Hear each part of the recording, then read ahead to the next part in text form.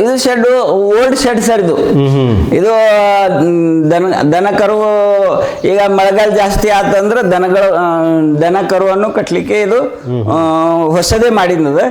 ಈಗ ಬೇರೆ ಮತ್ತೆ ಹಾರ್ಟಿಕಲ್ಚರ್ದಿಂದ ಎಕ್ಸ್ಟ್ರಾ ಶೆಡ್ ಕೊಟ್ಟಿದ್ದಾರೆ. ಮತ್ತೊಂದು ಅವ್ರಿಗೆ ಅದಕ್ಕಾಗಿ ಇದೊಂದು ಶೆಡ್ ಅನ್ನು ಡೆವಲಪ್ಮೆಂಟ್ ಮಾಡಿದ್ದೀನಿ ಸರ್. ಈ ತರನು ಡೆವಲಪ್ಮೆಂಟ್ ಮಾಡಿದ್ದೀನಿ. ಎಷ್ಟವ ಸರ್ ನಿಮ್ಮ ಹತ್ತಿರ ಹಸುಗಳು? ಈ ಹಸುಗಳು 2 ಎಮ್ಮೆ 1 ಆಕಳು ಇದೆ ಸರ್.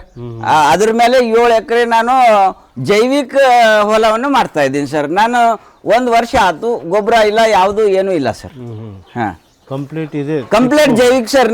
ನಮ್ಮ ಈರುಳ್ಳಿ ತಗೊಂಡು ಹೋಗಿ ನೀವು ನೋಡ್ಬೇಕು. ಅದರಲ್ಲಿ ನೀವು ಟೆಸ್ಟ್ ಮಾಡಿದ್ರು 90% ನಿಮ್ಗೆ ಕೆಮಿಕಲ್ ಸಿಗೋದಿಲ್ಲ. 90% ಇಲ್ಲ, 100% ಅನ್ಬಹುದು. ಬಟ್ ಪೈಲೇದೇನು ಹಾಕ್ಯಾರಲ್ಲ ಅದು ಅದ್ರಲ್ಲಿ ಇರಬಹುದು ಸರ್. ಇನ್ನೊಂದು ಭೂಮಿಗೆ ಏನದ ಅಂತಂದ್ರೆ ಇಮಿಡಿಯೇಟ್ಲಿ ಒಂದು 4-5 ವರ್ಷ ಕಂಟಿನ್ಯೂ ಅವರು ಗೌರ್ಮೆಂಟ್ ಗೊಬ್ಬರ ಹಾಕಿ ತಿಪ್ಪಿ ಗೊಬ್ಬರ ಹಾಕ್ತಿಲ್ದಾಳ ಪ್ರೊಡಕ್ಷನ್ ಬರಲ್ಲ ಸರ್. ಬರಲ್ಲ. ಯಾಕೆ ಬರ್ತದೆ ಸರ್? ನಶೆ ಆಗಿಂದಿರ್ತದೆ ಸರ್ ಹೊಲಕ್ಕ ನೀವು ಫಸ್ಟ್ ಅವ್ರಿಗೆ ಹಾಕಿ ಸಾಯಿಸ್ಬಿಡ್ತೀರಿ. ಇಮಿಡಿಯೇಟ್ ನೀವು ಏನೋ ತಿಪ್ಪಿ ಗೊಬ್ಬರ ಹಾಕಿದ್ರೆ ಅದು ಇದು ಆಗಲ್ಲ ಸರ್. ಸಡನ್ಲಿ ಅದು ಗ್ರೋತ್ ಆಗಲ್ಲ. ಸ್ಲೋಲಿ ಗ್ರೋತ್ ಆಗ್ತದೆ ಸರ್. ಯಾಕಂದ್ರೆ ನೀವು ಹಾಕಿಂದು ಬೆಳೆಗಳನ್ನು ಅದು ನೀವು ಕಸಗಳನ್ನು ಹೊರಗೆ ಒಯ್ದು ಬಿಡ್ತೀರಿ, ಇಲ್ಲ ಅಂದ್ರೆ ಸುಟ್ಟಿ ಹಾಕ್ತೀರಿ. ಅದು ಸುಟ್ಟಾಕ್ಬಾರ್ದು.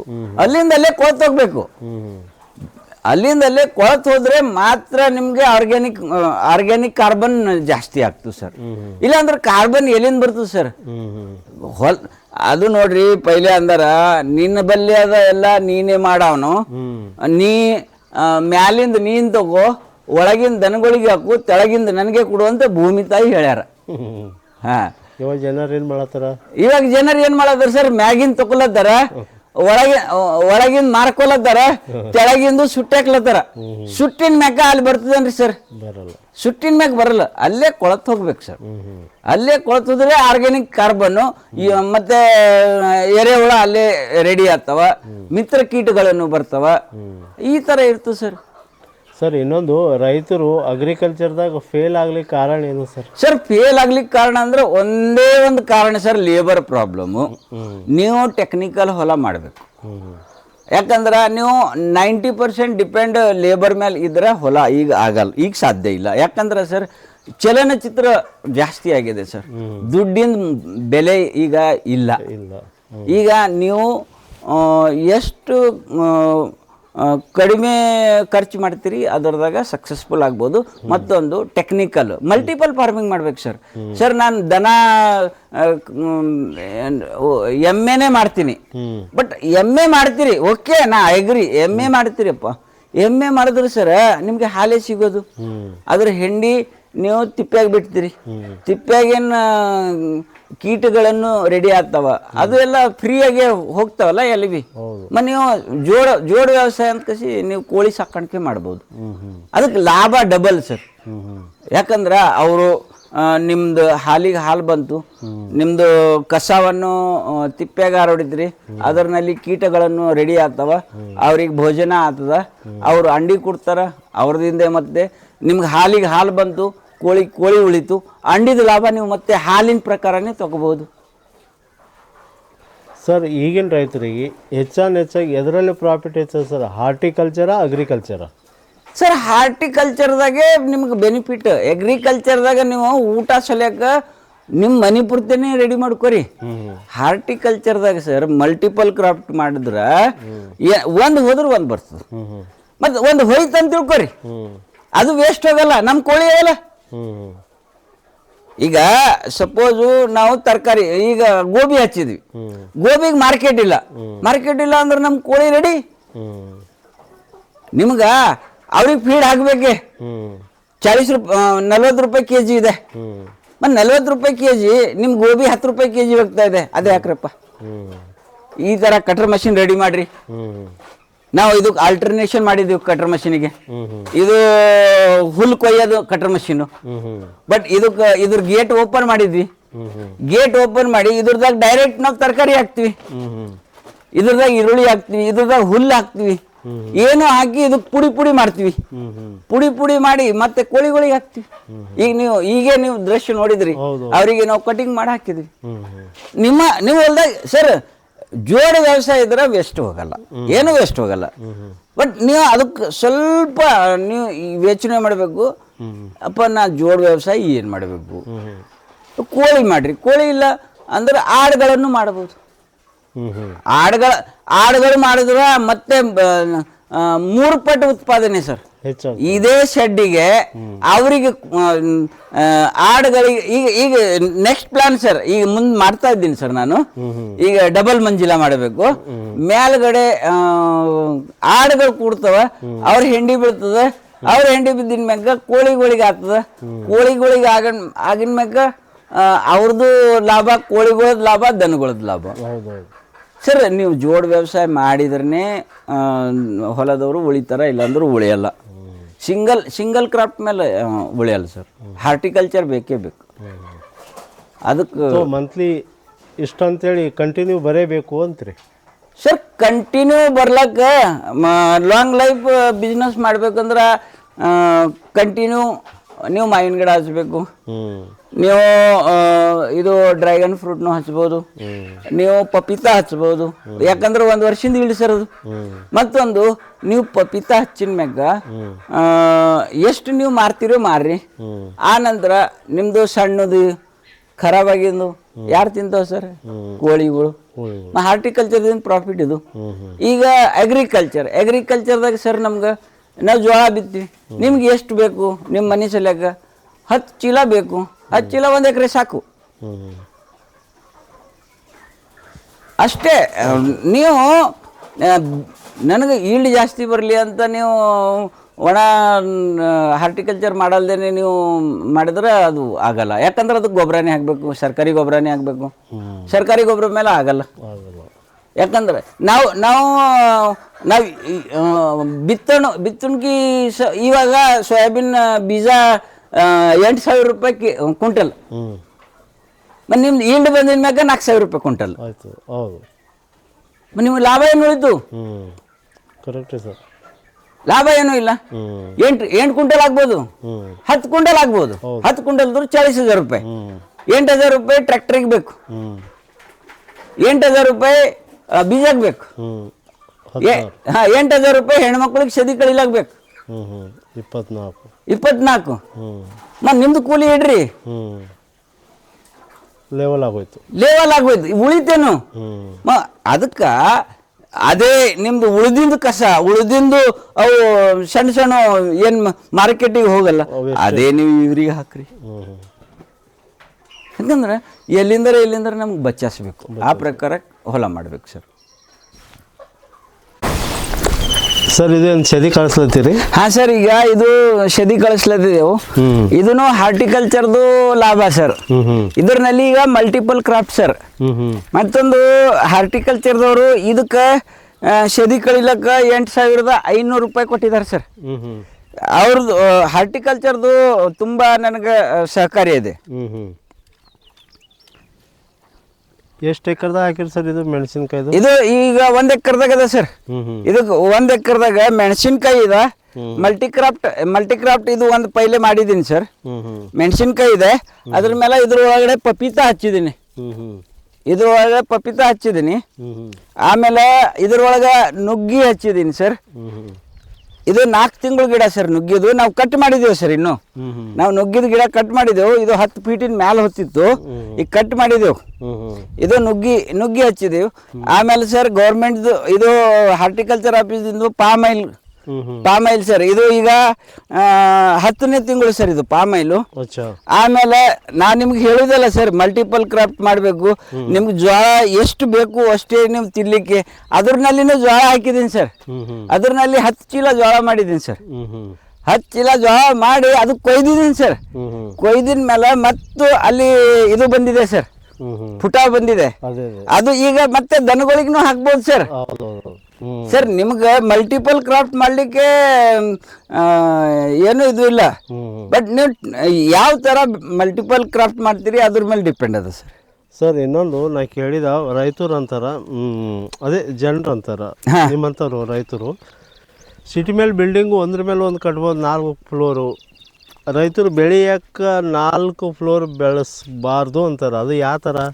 ಸರ್ ಸಿಟಿದಾಗ ನಿಮ್ಗೆ ಆರಾಮಾಗಿ ಕೆಲಸ ಮಾಡಿ ದುಡ್ಡು ಸಿಗ್ತಾವ ನೀವು ಸಿಟಿ ಕಡೆ ಓಡ್ತಾ ಇದ್ರಿ.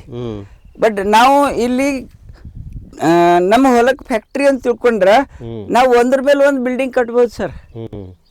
ಸರ್ ನೀವು ಕೆಳಗಡೆ ಫಸ್ಟ್ ಮಂಜಿಲ ನೀವು ಮಾಡಿದ್ರಿ ಅಂತ ತಿಳ್ಕೊರಿ. ಫಸ್ಟ್ ಮಂಜಿಲ ಮಾಡಿದ ಮ್ಯಾಗ ಅದ್ರಲ್ಲಿ ಸ್ಟಾರ್ಟಪ್ ಬಿಸ್ನೆಸ್ ಮಾಡಿರಿ. ಸ್ಟಾರ್ಟಪ್ ಬಿಸ್ನೆಸ್ಸು ನೀವು ಇದೇ ಕೋಳಿ ಸಾಕಾಣಿಕೆ ಮಾಡಿರಿ, ಆಮೇಲೆ ಎಮ್ಮಿ ಸಾಕಾಣಿಕೆ ಮಾಡಿರಿ, ಆಮೇಲೆ ದನ ಕರುವನ್ನು ಸಾಕಾಣಿಕೆ ಮಾಡಿರಿ. ನೀವು ನೆಕ್ಸ್ಟ್ ಇಯರು ನಿಮ್ಮದು ಸ್ವಲ್ಪ ಡೆವಲಪ್ಮೆಂಟ್ ಆದರೆ ಹಾರ್ಟಿಕಲ್ಚರ್ ಕಡೆ ಹೋಗಿ. ಹಾರ್ಟಿಕಲ್ಚರ್ದವ್ರದಲ್ಲಿ ಸ್ಕೀಮ್ ಇದೆ, ಅವ್ರಂತಾರ ಇದು ಸೌಲಭ್ಯ ಬಂದಿದೆ, ಈ ಸೌಲಭ್ಯ ಬಂದಿದೆ, ಅದರ ಪ್ರಕಾರ ನೀವು ನೆಕ್ಸ್ಟ್ ವರ್ಷಿಗೆ ಇನ್ನೂ ಒಂದು ಮಂಜೂಲ ಕಟ್ರಿ ಸರ್. ಈಗ ಅದ್ರ ಮೇಲೆ ನೀವು ಇದು ಇಕ್ರಿ. ಅದು ಸರ್ ನಾ ಕೇಳಿದ ಅದೇ 4 ಲೇಯರು ವ್ಯವಸಾಯ ಯಾವ ಥರ ಮಾಡಬೇಕು ಅಂತ. ಹೊಲದಲ್ಲಿ 4 ಪ್ರಕಾರದ ಬೆಳೆಯನ್ನು ಹೆಂಗೆ ಬೆಳೆಸ್ಬೇಕು ಒಂದೇ ಹೊಲದಲ್ಲಿ ಸರ್. ಸಿಟಿನಲ್ಲಿ ಹೆಂಗೆ ಬಿಲ್ಡಿಂಗ್ ಕಟ್ತಾರಲ್ಲ ಅದೇ ಪ್ರಕಾರ ನಾವು ಇಲ್ಲಿ ಹೊಲದಲ್ಲಿ ಮಾಡಬೇಕಂದ್ರೆ ಫಸ್ಟಾಗಿ ನಿಮ್ಗೆ ಹೈಟ್ ಯಾವ್ದು ಹೋಗುತ್ತದೆ ಅದು ಬೆಳೆಯನ್ನು ಪೈಲೆ ನೀವು ಬೆಳೆಸ್ಬೇಕು. ಆ ನಂತರ ಮಚಾನ್ ಮಾಡ್ಬೇಕು ಸರ್. ಆ್ಯಕ್ಚುಲಿ ಇನ್ನೂ ನಾನು ಡೆವಲಪ್ಮೆಂಟ್ ಸರ್, ಮುಂದಿನ ವರ್ಷ ಡೆವಲಪ್ಮೆಂಟ್ ಆಗ್ತದೆ ಸರ್. ನೀವು ಫಸ್ಟ್ ಲೇಯರು ನೀವು ಪಪೀತಾ ಹಚ್ಚಬೇಕು, ಅದಕ್ಕಿಂತ ಸಣ್ಣದು ಯಾವ್ದು ಅದನ್ನು ಹಚ್ಚಬೇಕು. ಈಗ ಇದ್ರನಲ್ಲಿನೇ 4 ಅವ ಸರ್, ಬಟ್ ಇನ್ನೂ ರೆಡಿ ಆಗಿಲ್ಲ. ಇದ್ರಲ್ಲಿ ನೋಡ್ರಿ, ಈಗ ಇದು ಒಂದು ಮಿರ್ಚಿ ಹಾಕಿದ್ದೀನಿ, ಆಮೇಲೆ ತಾಳೆ ಬೆಳೆ ಇದೆ, ಆಮೇಲೆ ನುಗ್ಗಿ ಇದೆ, ಆಮೇಲೆ ಪಪೀತಾನು ಇದೆ. 4 ಲೇಯರ್ ಮಾಡ್ಬೇಕು ಸರ್. 4 ಲೇಯರ್ ಮಾಡ್ಲಿಕ್ಕೆ ಏನಿಲ್ಲ, ಜಾಸ್ತಿ ಈಲ್ಡ್ ಬೇಕಾದ್ರೆ ಮಚಾನ್ ಟೈಪ್ ಮಾಡಬೇಕು. ಅದಕ್ಕೆ ಲೇಯರ್ ಬೈ ಲೇಯರ್ 4 ಲೇಯರ್ ಆಗುತ್ತೆ, 5 ಲೇಯರ್ ಆಗುತ್ತೆ ಸರ್. ಹಾಂ ಸರ್. ಸರ್ ಇವು ಮೆಣಸಿನ್ಕಾಯಿ ಏನು ಸರ್ ಕಡಿದು ಒಣಗಿದ ಮೇಲೆ ಮಾರ್ಕೆಟ್ ಹಾಕ್ತೀರಿ ಸರ್? ಸರ್ ನೋಡಿ, ಇದು ಮೆಣಸಿನ್ಕಾಯಿ ಹೆಂಗಿದೆ ಅಂದ್ರೆ ಈಗ ಮಾರ್ಕೆಟ್ನಲ್ಲಿ ನಿಮ್ಗೆ ಭಾವ ಸಿಗ್ಲಿಲ್ಲ ಅಂದ್ರೆ ನಿಮ್ಗೆ ಏನು ಪರ್ಯಾಯ ಇಲ್ಲ, ಏನೋ ಬೇರೆ ಪರ್ಯಾಯನೂ ಇದೆ. ಇವರು ಈಗ ಮೆಣಸಿನ್ಕಾಯಿದು ಒಣಗುತ್ತೆ, ಒಣಗಿನ ಮೇಲೆ 200 ರೂಪಾಯಿ ಕಿಲೋ ಹೋಗುತ್ತೆ. ನೀವು ಮಾರ್ಕೆಟ್ ಇಲ್ಲ ಅಂದ್ರೆ ಈ ತರ ಬೆಳೆಸ್ರಿ. ಮಾರ್ಕೆಟ್ ಇದು ಭಾಳ ಇದ್ರೆ ನೀವು ಮಾರ್ಕೆಟ್ನಲ್ಲಿನೂ ಮಾರ್ಬೋದು ಸರ್. ನಿಮ್ಗೆ ಎಲ್ಲ ಫ್ಯಾಕ್ಟ್ರಿ ನಿಮ್ಮ ಹತ್ರನೇ ಅದ, ಬಟ್ ನೀವು ಯಾವ ಪ್ರಕಾರ ಯೂಸ್ ಮಾಡ್ತೀರಿ ಅದೇ ಮೇನ್. ಇಲ್ಲ ನನಗೆ ಈಗಿಂದ ರೊಕ್ಕ ಬೇಕು ಅಂದ್ರೆ ನೀವು ಮಾರ್ಕೆಟಿಗೆ ಹಾಕಿ ಲಾಸ್ ತಗೋಬೋದು. ಇಲ್ಲ ಮಾರ್ಕೆಟಿಗೆ ಭಾವ ಇಲ್ಲಪ್ಪ, ಇಲ್ಲಿ ಮೆಣಸಿನ್ಕಾಯಿ ಇದು ಪೂರಾ ಕೆಂಪದಾಗ್ಲಿ ಯಾಕಾಗಲ್ಲ, ನನ್ನ ಹೊಲದಾಗಿ ಇರ್ತದಲ್ಲ ಅಂತ ಈ ಪ್ರಕಾರ ನೀವು ಮಾಡ್ಬೋದು ಸರ್. ಇವೇನು ಮುರ್ರಾವ ಸರ್ ಎಮ್ಮಿಗಳು? ಹಾಂ, ಇದು ಮುರ್ರಾ ಎಮ್ಮಿ ಸರ್. ಇದು ಹೊಸ ಡೆವಲಪ್ಮೆಂಟ್ ಸರ್. ಮತ್ತೊಂದು ಹಾರ್ಟಿಕಲ್ಚರ್ದವ್ರು ಅಂದ್ರು ಮತ್ತೆ ಏನು ಡೆವಲಪ್ಮೆಂಟ್ ಮಾಡಿದ್ರು ಮಾಡ್ಬೋದು ಪುಟ್ಟ, ನಿನಗೆ ಮತ್ತೆ ಬೇರೆ ಯಾವುದೇ ಸ್ಕೀಮ್ ಬರಲ್ಲ, ಆ ಸ್ಕೀಮನ್ನು ನಿನಗೆ ಕೊಡ್ತೀವಿ ಅಂತ ಹೇಳಿದಾರ. ಇದನ್ನು ಮತ್ತೆ ಡೆವಲಪ್ಮೆಂಟ್ ಮಾಡಿದ್ದೀನಿ. ಬಿಸಿಗಾಲದಾಗ ದನಗಳಿಗೆ ಅದನ್ನ ನೆರಳಿಗೆ ಇಡ್ಲಿಕ್ಕೆ ಅದನ್ನ ಇದು ಮಾಡಿದ್ದೀನಿ ಸರ್. ಇದು ಹಾಲು ಕೊಡ್ತಾವ ಸರ್? ಹಾಂ, ಹಾಲು ಕೊಡ್ತಾವ ಸರ್. ಇದು 4 ಲೀಟ್ರ್ ಕೊಡ್ತು ಸರ್, ಇದು 2 ಲೀಟ್ರ್ ಕೊಡ್ತು ಸರ್ ಸದ್ಯಕ್ಕೆ. One time sir. Total 10 litre ಹೋಗ್ತದೆ ಸರ್. ಹಾಂ ಸರ್. ಸರ್ ಇದು ವಾಟರ್ ಸ್ಟೋರೇಜ್ ಮಾಡಲಿಕ್ಕೆ ಎಷ್ಟು ಲೀಟರ್ ಅದ, ಯಾವ ಥರ ಮಾಡಿರಿ ಸರ್? ಇದು ವಾಟರ್ ಸ್ಟೋರೇಜು 1 ಎಕರೆ ಅದ ಸರ್. ಟೋಟಲ್ 1 ಎಕರೆ ಅದ. 1 ಎಕರೆದಾಗ ಮಾಡಿದ್ದೀನಿ. ಇದು ಡ್ರಿಪ್ ಸಿಸ್ಟಮು ಒಂದು 100 ಎಕರೆ ಆಗ್ಬೋದು ಸರ್. ಫ್ಲಡ್ ಇರಿಗೇಷನ್ದಿಂದ 40 ಎಕರೆ ಆಗ್ಬೋದು ಸರ್. ಅದಕ್ಕೆ ಇವಾಗ ಸ್ವಲ್ಪ ರಿಪೇರಿ ಮಾಡಿದ್ದೀನಿ ಸರ್, ಖರಾಬಾಗಿತ್ತು, ಸ್ವಲ್ಪ ರಿಪೇರಿ ಮಾಡಿದ್ದೀನಿ. ಇವಾಗ ಅವರು ಬಂದು ಸರ್ವಿಸ್ ಕೊಟ್ಟು ಹೋಗ್ಯಾರ. ಹಾಂ, ಈ ಥರ ಸರ್. ಈಗ ನಾನು ಇದು ಮಾಡಿದ್ದೀನಿ ಸರ್. ಇದ್ರಲ್ಲಿನೂ ನೋಡ್ರಿ ಡ್ರ್ಯಾಗನ್ ಫ್ರೂಟ್ನು ಇದೆ, ನೋಡ್ರಿ ಡ್ರ್ಯಾಗನ್ ಫ್ರೂಟ್ನು ಇದೆ. ಇಲ್ಲಿ ಮಲ್ಟಿಪಲ್ಲು ಡ್ರ್ಯಾಗನ್ ಫ್ರೂಟ್ ಇದೆ. ಆಮೇಲೆ ಈ ಕಡೆ ಇಲ್ಲಿ ಕಾರ್ಲೆಕಾಯಿ ಹಚ್ಚಿದ್ದೀನಿ. ಈ ಕಡೆ ಇಲ್ಲಿ ಮಾವಿನಕಾಯಿ ಇದೆ. ಅಂದ್ರೆ ನಿಮ್ಮ ವೇಸ್ಟೇಜ್ ಜಮೀನು ಏನೂ ಹೋಗಲ್ಲ, ನೀವು ಮಾಡ್ಬೇಕು ಆ ಪ್ರಕಾರ. ನೀವು ಏನಾದರೂ ವೇಸ್ಟ್ ಹೋಗ್ತಾ ಇದೆ. ಇಲ್ಲಿ ನೋಡ್ರಿ, ಇಲ್ಲಿ ಬದನೆಕಾಯಿ ಇದೆ, ಇಲ್ಲಿ ಬದನೆಕಾಯಿ ಇದೆ, ಪೂರಾ ಬದನೆಕಾಯಿ ಹಚ್ಚಿದ್ದೀನಿ ಸರ್. ಬದನೆಕಾಯಿ ಮಾರಾಟ ಮಾಡ್ಕೊಂಡಿದ್ದೀನಿ ಸರ್, ಬದನೆಕಾಯಿನೂ ಮಾರಾಟ ಮಾಡ್ಕೊಂಡಿದ್ದೀನಿ. ಅಂದ್ರೆ ಸರ್ ನೀವು ಯಾವ್ದು ಭೀ ಜಮೀನು ಖಾಲಿ ಇಡಬೇಡ್ರಿ, ನಿಮಗೆ ಪಡಿಸ್ತು ಜಮೀನು ಪಡಿಸಲ್ಲ ಅಂತಿಲ್ಲ. ಹಾಂ ಸರ್. ಮತ್ತೆ ಈ ಕಡೆ ಏನು ಮಾಡಿರಿ ಸರ್? ಈಗ ಹೊಸದು ಈ ಕಡೆ ಪ್ಲಾನ್ ಮಾಡಿದ್ದೀನಿ ಸರ್. ಈಗ ನ್ಯೂ ಡೆವಲಪ್ಮೆಂಟ್ ಸರ್ ಇದು. ಈ ಕಡೆ 150 ಮಾವಿನ ಗಿಡ ಹಚ್ಚಿದ್ದೀನಿ ಸರ್. ಈಗ ಇದು 10ನೇ ತಿಂಗಳು ಮಾವಿನ ಗಿಡದು. ಇದರಲ್ಲಿ ಪಾಮೈಲ್ ಇದೆ ಸರ್. ಪಾಮೈಲ್ನಲ್ಲಿ ಮತ್ತೆ ಇದು ಮಲ್ಟಿಪಲ್ ಕ್ರಾಫ್ಟು ಮಾವಿನ ಗಿಡ ಸರ್. ಮಾವಿನ ಈಗ ಈ ಬೆಡ್ ತಯಾರು ಮಾಡಿದ್ದೀನಿ ಸರ್. ಇದನ್ನು ಬೆಡ್ ತಯಾರು ಮಾಡಿದ್ದೀನಿ ಸರ್. ಈ ಕಡೆ ಇದು ಬೆಡ್, ಇದನ್ನು ಬೆಡ್ ತಯಾರು ಮಾಡಿದ್ದೀನಿ ಸರ್. ಈಗ ಈ ಬೆಡ್ಡಿನಲ್ಲಿ ನಾನು ನುಗ್ಗಿ ಹಚ್ಬೇಕು ಸರ್. ನುಗ್ಗಿ ಹಚ್ಚೋದು ಪ್ಲಾನ್ ಅಂದ್ರೆ ನಾವು ನುಗ್ಗಿ ಕಾಯಿ ಸಲಕ್ಕೆ ಹಚ್ಚೋದಿಲ್ಲ ಸರ್. ಈಗ ನಾವು ಮೋರಿಂಗಾ ಪೌಡರ್ ಅಂತ ಭಾಳ ಮಾರ್ಕೆಟ್ನಲ್ಲಿ ಇದು ಇದೆ, ಸಪ್ಲಿಮೆಂಟರಿ ಫುಡ್ ಅಂತ ಯೂಸ್ ಮಾಡ್ತಾ ಇದ್ದಾರೆ ಸರ್.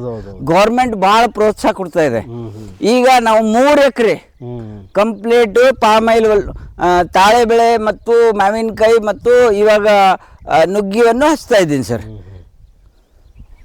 ಆಯ್ತು ಸರ್. ಇದು ಹಸುಗಳು ಕಡಿದು, ಇದು ಹಸುಗಳ ಕಡೆಯಿಂದ ಹೊಸ ಡೆವಲಪ್ಮೆಂಟ್ ಸರ್. ಮತ್ತು ಇದು ಹಾರ್ಟಿಕಲ್ಚರ್ ಲಾಭನೇ ಸರ್. ಹಾಂ, ಇದು ಸೆಪ್ರೇಟು ಅವ್ರದ್ದು ದನಗಳು ಊಟ ಸಲಕ ಇದು ಸೆಪ್ರೇಟ್ ಮಾಡಿದ್ದೀನಿ ಸರ್.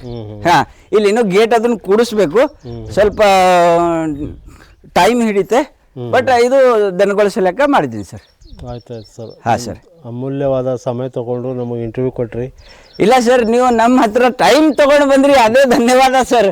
ಯಾಕಂದ್ರೆ ನನ್ನಿಂದ ಯಾರ್ದು ಲಾಭ ಆಗುತ್ತೆ, ಮತ್ತು ನಿಮ್ಮದು ಪ್ರೋಗ್ರೆಸ್ ಆಗುತ್ತೆ, ನಮ್ಮ ರೈತರಿಗೆ ಇದು ಸಿಗುತ್ತೆ ಸರ್, ಉತ್ಸಾಹ ಸಿಗುತ್ತೆ ಅಷ್ಟೇ. ನೀವು ಬಂದಿದ್ದಕ್ಕೆ ನಿಮಗೆ ನಾನು ತುಂಬ ಇದನ್ನು ಕೇಳಿಸ್ಕೊತೀನಿ sir. Okay, thank you sir. Thank you sir.